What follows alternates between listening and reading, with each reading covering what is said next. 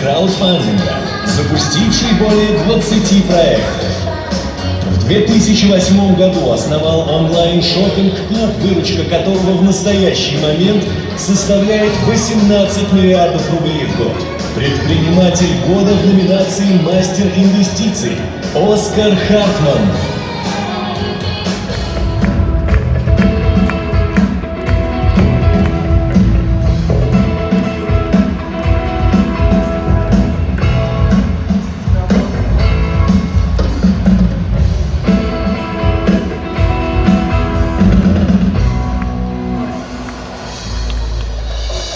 Ребята, давайте поприветствуем Ричарда по-настоящему! Ребята, так как Ричард любит бить мировые рекорды, я ему пообещал, что мы сейчас побьем мировой рекорд. Самое громкое произношение слова virgin в истории человечества.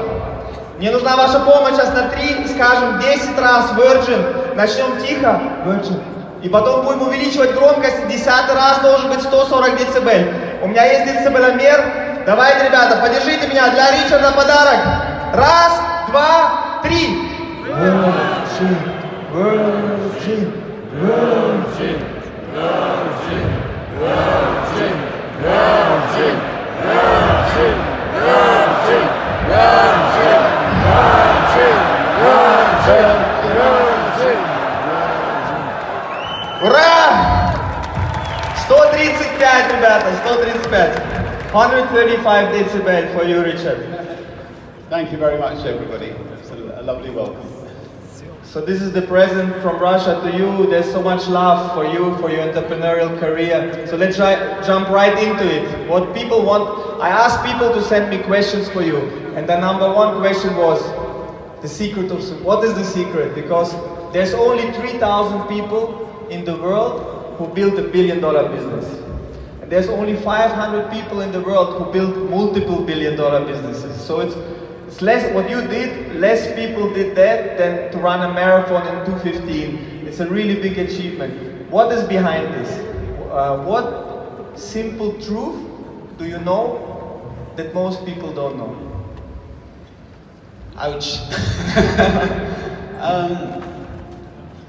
So I think the key to success. What is the key to success? I think the first thing that can't be underestimated is how you deal with people. If you, as somebody who loves people, who's good at inspiring and looking after people, then I think you can achieve pretty well anything. And I think over the years I've managed to surround myself with incredible people. A lot of people who are better than me, people with different skills, and I've given them that freedom to go and create wonderful things. To make mistakes, to praise those people, not to criticize those people, and I think with the right team, you can enjoy the successes and you can hold yourself together during the difficult times. So the team of people you get are the number one most important thing you can do. Lots of people have lots of great ideas, but without a great team to put them into practice, you're not going to succeed. I'm very inquisitive. I love to learn, and if I see a situation where I feel something could be done better, I'll jump in and try to do it better. And in the process, we've created some, obviously some very successful businesses all over the world. But I think everything comes back to that team. Yeah, this ability to learn or the willingness to learn is also visible because you always start a new company in a new industry, entering new industries that you have never done before. Even after you already reach success, you continued taking big risk, because a new industry is a big risk for the reputation of the group, for you. What is the motive behind this action? You know, what is the motive to constantly, never ending, take this new risk on yourself? I think it's partly personal. I mean, I never went to university. I left school at 15, and I've seen life as almost like one long university education that I never had. So I'm learning all the time, and you know, if I'm learning about the train business, I'm learning about you know, the airline business, I'm learning about the record business, I'm learning about the space business, and so on. And it's just been a fascinating, the airline business. People said, you know, how could somebody from, you know, who's entertaining people possibly, you know, go into the airline business? But the point is, you know, people who fly on planes, they want to be entertained, they want to have a good time, they want to have an enjoyable 8 hours. And the airlines in those days did not offer you, you know, a great experience. I mean, I have told this story before, but I will tell it again, how I got into the airline business. I was in Puerto Rico one day, and I was trying to get to the Virgin Islands. And I had a lovely lady waiting for me in the Virgin Islands, and I'd been away for 3 weeks, and I was 28 years old. And American Airlines decided they didn't have enough passengers on the flight, so they decided to tell us all to come back the next morning. And I was damned if I was going to come back the next morning. I wanted to see my lady that night. So I went to the back of the airport and I hired a plane. And I borrowed a blackboard, and I wrote on the blackboard, Virgin Airlines, one way to the British Virgin Islands, $39. And I went to all the passengers who got bumped, and I filled my first plane. And when we arrived in the British Virgin Islands, somebody said to me, you know, sharpen up the service a bit and you could be in the airline business. And literally the next day I rang up Boeing and said, do you have any second-hand 747s for sale? And you know, they asked me what my name of my company was. And I said, you know, we have the Rolling Stones, we have the Sex Pistols on our record label. The company's called Virgin. And there was a long pause, and they said, well, you know, whatever happens, you should change the name of the company, because nobody would ever go on an airline called Virgin, because they'd all assume that the airline wouldn't go the whole way. And but anyway, they let us have a 747. Amazing. But what is the energy behind this courage? Because what I hear is, you know, courage, just taking big actions. And what is the source for your courage, for your drive? What do you think?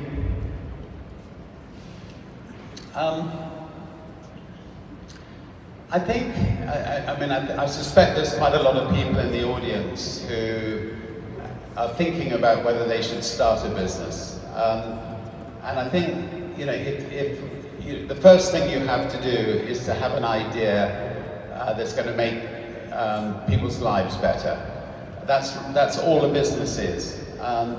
If you have an idea that's going to make people's lives better and it's not being done well by other people, then you have a business, and you just got to say, screw it, you know, let's do it, let's get out there and give it a go. I think that goes back a number of generations in Russia, whereas in America or the UK, people, I think, have got over that fear of failure, and if you try something and you fail, you pick yourself up and you try again until you succeed. And I think it's important that Russian society appreciates people who try things and don't necessarily succeed the first time. And from what I've heard, I think that attitude is, you know, is moving and changing in that positive direction. you can learn so much from trying something. You learn, I suspect, more from failing. Obviously, it's best not. But then the next time or the next time, you should succeed. Can you go into more detail on this? If you speak about failure, I remember Virgin Coke, and there's some other big initiatives that failed. What did you learn from it, and what do you do today as a result of these learnings when you start something?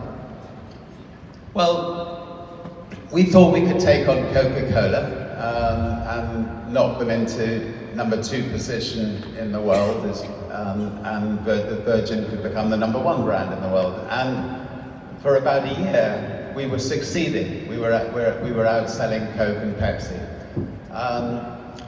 But I made the mistake of arriving in Times Square in a tank and crushing a lot of Cola and Pepsi signs. And I think I woke up a giant, and they got a plane full of SWAT teams and cash, and they arrived in the UK, and the Virgin Cola just disappeared from all the shelves.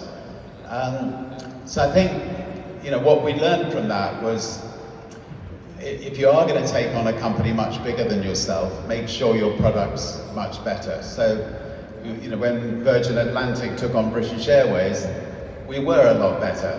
And when they tried to crush us, we took them to court. We won a big court case, and they backed off. But with a can of cola, you can't be, you know, fundamentally different from the other people. So now we only go into businesses where we're, you know, much better than all our competitors.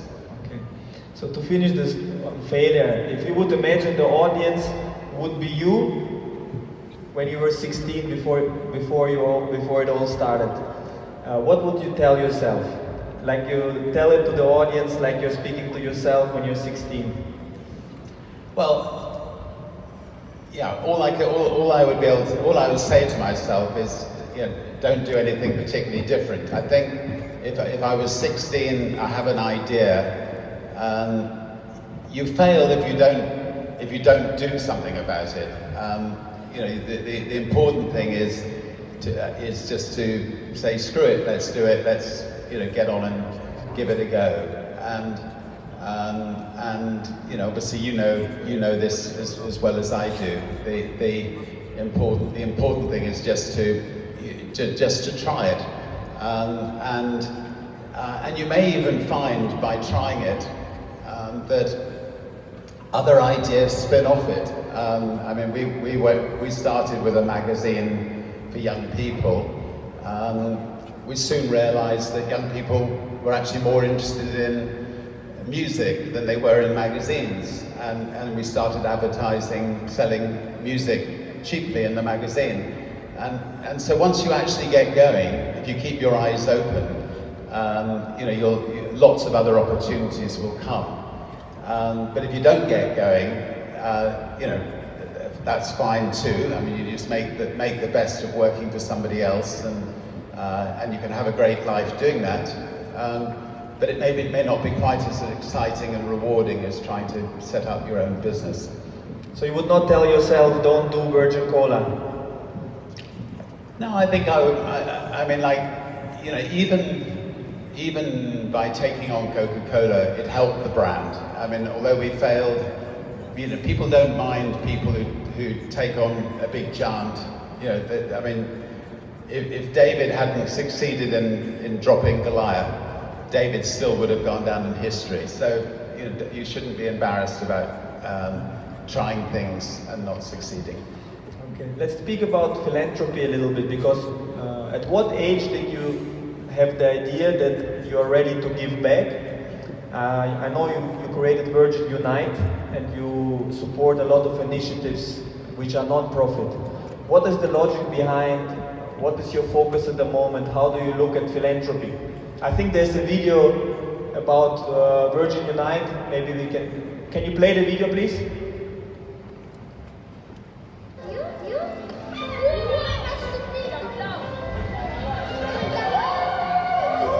Through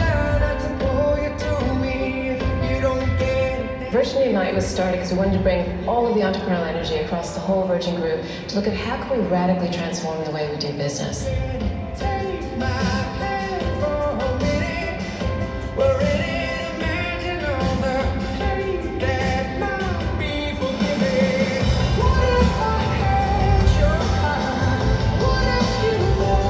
In a world where we're facing a number of problems right now, economic or otherwise, that's really the time for entrepreneurs to shine, to make opportunities out of challenges. To be in that environment of being with the people who share the same ideas as you, they make you feel proud of what you're doing.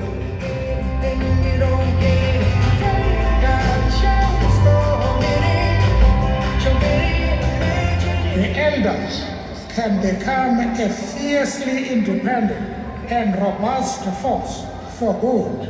We have been able, through their good offices, to get $18 million.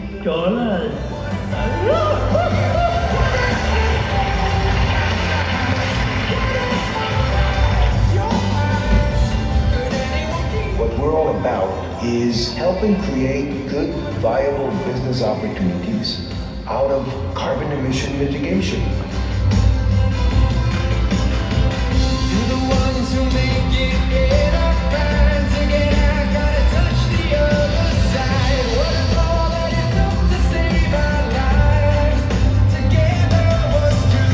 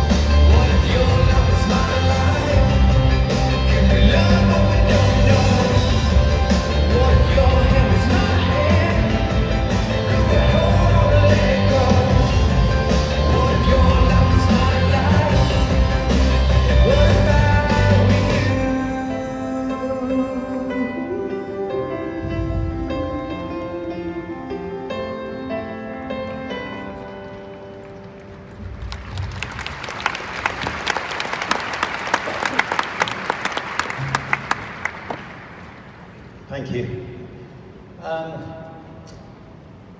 Yes, I think in the past, I think a lot of businesses felt that governments and the social sector should sort out the problems of the world. I think in the last 10 years, more and more businesses are realizing that we should help governments and the social sector sort out the problems of this world. And that if every single entrepreneur in the world can adopt at least one problem, maybe two, maybe three problems, that most of the problems in this world can be solved.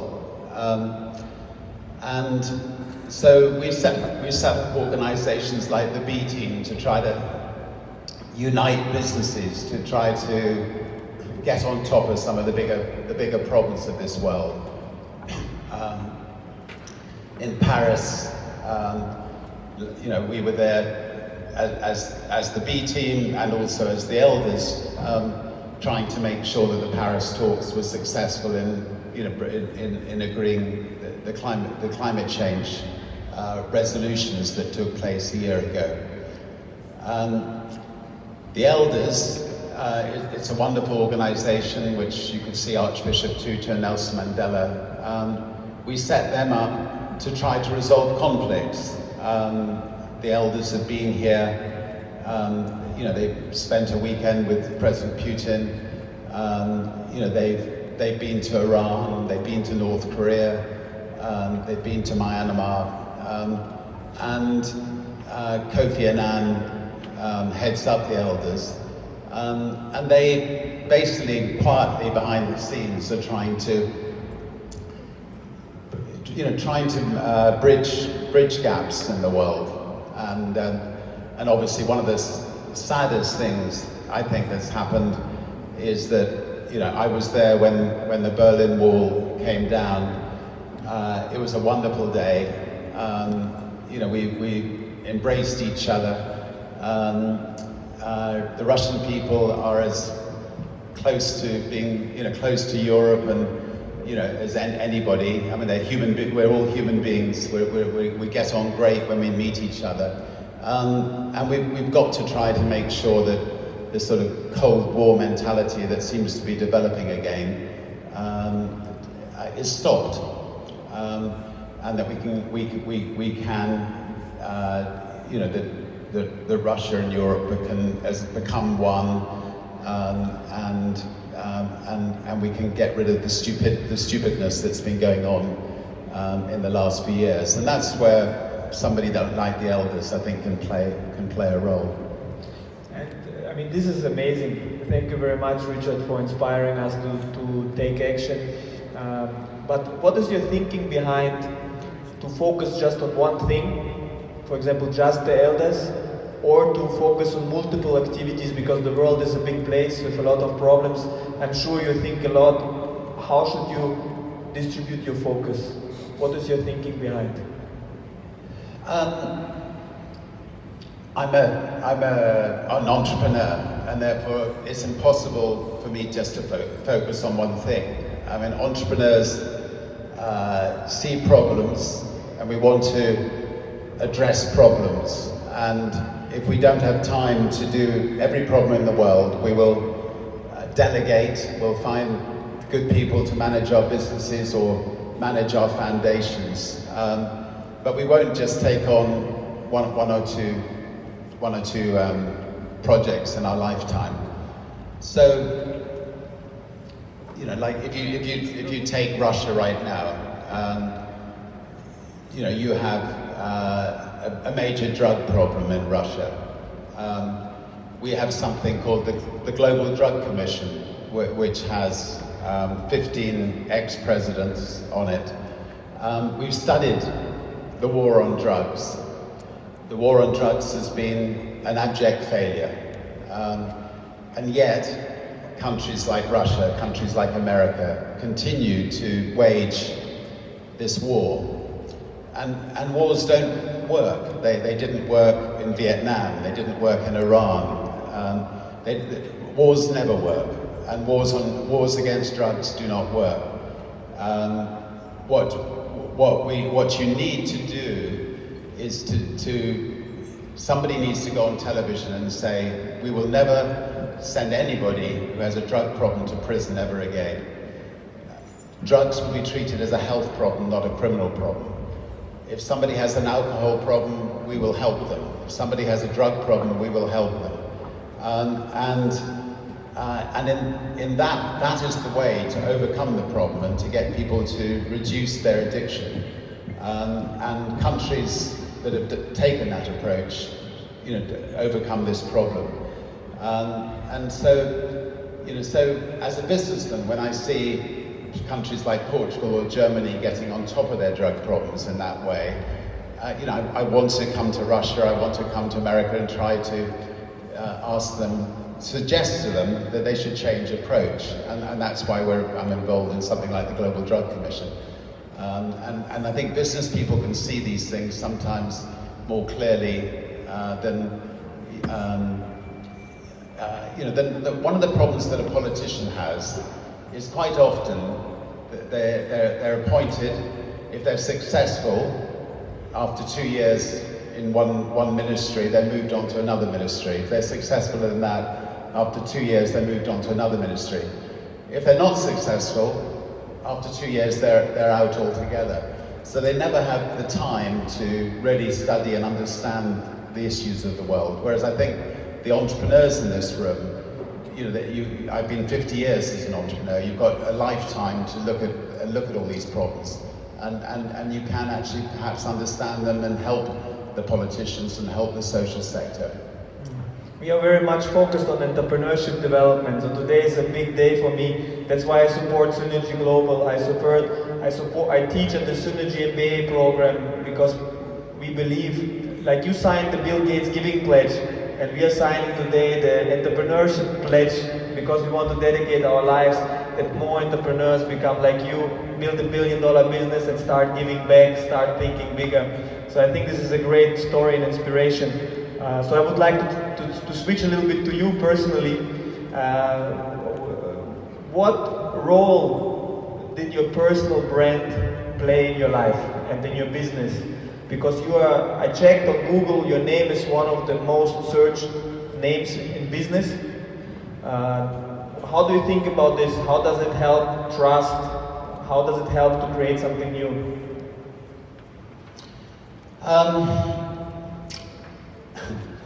When I started,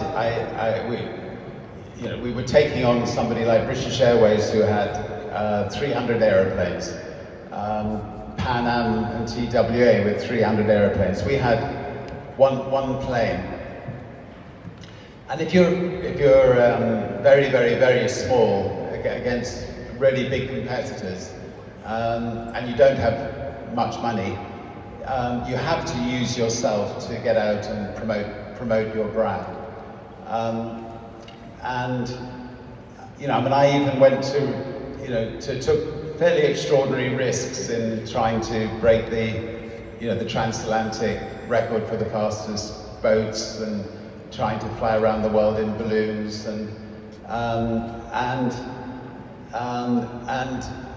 so in a sense I put my life on the line to try to get the brand well known. They became great adventures in themselves, but they certainly helped put the Virgin brand on the map. They gave it a much more adventurous image than, say, British Airways, who we were competing against. And it enabled, Virgin Atlantic to grow into what it is today. I think we have a very short video of some of the ballooning. My son just made a feature film called Don't Look Down, which is on Netflix, but we might just quickly show a tiny little clip, I think. Sure. I saw my life flash before my eyes. It was just me, landing on the top of the capsule, looking down at the water. I wrote a note to the kids, telling them how much I loved them. And then I prepared to jump. Richard Branson's made a career out of breaking tradition and has a flair for self-promotion. Virgin were getting big and bigger. I knew that I just had to use myself to get Virgin on the front pages rather than a little anecdote on the back pages. I saw this incredible challenge to be the first people to cross the Atlantic in a hot air balloon. The prize was fabulous. Richard's foot over the hill. Let's do it. He has great faith in other people. Misplaced in my view. 6 people have tried, 5 have perished. The pop music millionaire is almost ready for his latest challenge. I'm a little bit nervous, and of course I'm a bit nervous. I've been bringing him up all his life not to share his fear. My mother had enormous expectations. I had to do some pretty extraordinary things in my life. All people stay behind the barricades. Being dyslexic at school, I would get nothing right. Nothing. The first ever transatlantic flight in a hot air balloon. I'd left school 50. I'd completely failed. I suppose I had a lot to prove. We headed up to 30,000 feet. It's beautifully serene. As long as nothing interrupts that serenity, there's nothing more magical. This is Pacific Fire. I think we're in serious trouble. Someone had taken the top of the balloon and dragged it. We were completely out of control. And then everything went black.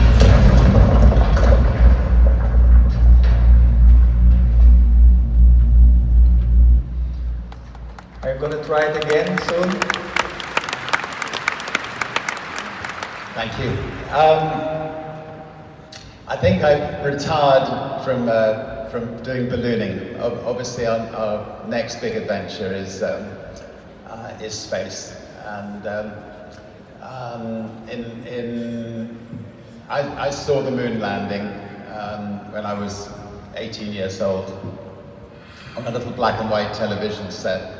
And I was completely captivated by space. And I assumed that one day either America, Russia, China would sort of really sort of open up the chance for people to go to space. And I waited and waited and waited, and it didn't really happen properly. So about 12 years ago, we embarked on trying to build our own space line, Virgin Galactic. And I hope, a couple of months from now, to maybe 3 months, Virgin Galactic will finally be in space, and the whole new space era will open up, where a lot of people in this room, hopefully one day, will be able to go to space and will be able to afford to go to space. How much does it cost now? It's not cheap, but to go up on a Russian spaceship's about 35 million. To go up on Virgin, it's $250,000. And in time, the price, well, in the short term, it'll go up a bit because it's cost us a lot to get there, but in the long term, it'll come down. There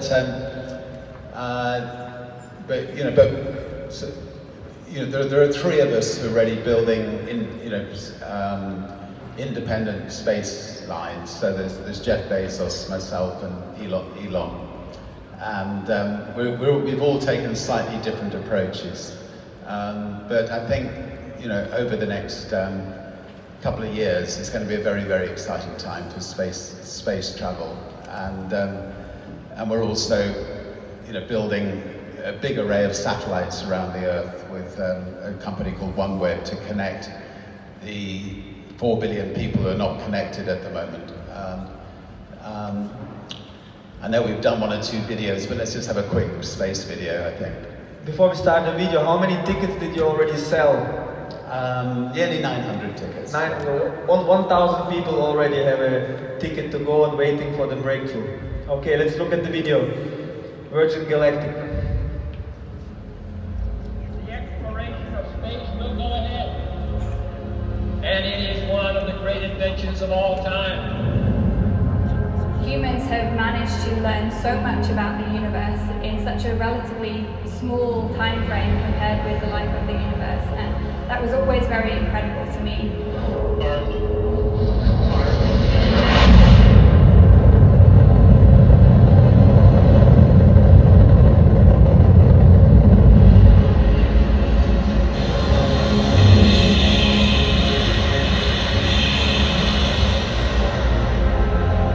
I think that I and most of the people in this team choose to be in space because you're part of something that is changing the way humans look at the world, the way we relate to each other, the way we live.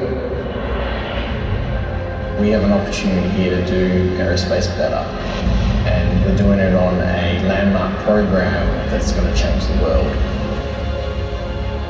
By bringing hundreds and eventually thousands of people into space, they'll get a different perspective on life and on our future. And that over time, that will have a profound impact on how humanity faces its toughest problem. Together, we can make space accessible in a way that has only been dreamt of before now. And by doing that, we can truly bring positive change to life on Earth.